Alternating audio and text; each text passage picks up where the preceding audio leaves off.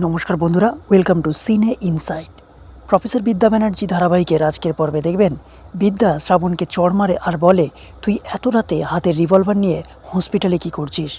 এরপর বিদ্যা শ্রাবণের মাকে ফোন করে বলে, আপনি ছেলেকে কি বানাচ্ছেন তোরসা ব্যানার্জি? ক্রিমিনাল। আপনি আপনার ছেলেকে দামি বাইক কিনে দিচ্ছেন আর আপনার ছেলে গুন্ডাগিরি করছে। আপনার ছেলে এখন রিভলভার নিয়ে হসপিটালে খুন করতে এসেছে। সেই মুহূর্তে রাজদীপ চ্যাটার্জি এসে বলে, তুমি ভুল বলছো। শ্রাবণের হাতে যেটা দেখছো সেটা একটা খেলনা পিস্তল, যেটা বাজারে গেলে কিনতে পাওয়া যায়। এটা শুনে বিদ্যা অবাক হয়ে যায়। রাজদীপ বিদ্যার হাত থেকে ফোন নিয়ে তোরসাকে বলে, আপনার ছেলে কোনো ক্রাইম করেনি।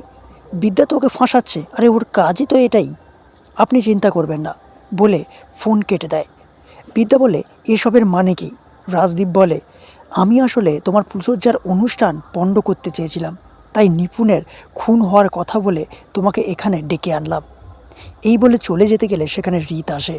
রীত বলে, তুমি এটা করবে আমি ভাবতেও পারিনি, তাই বলে বিদ্যাকে এইভাবে ডেকে আনলে?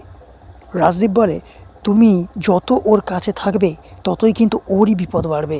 এই বলে চলে যায়। বিদ্যা রীতকে বলে, আপনি প্লিজ আপনার বাবার সাথে ফিরে যান।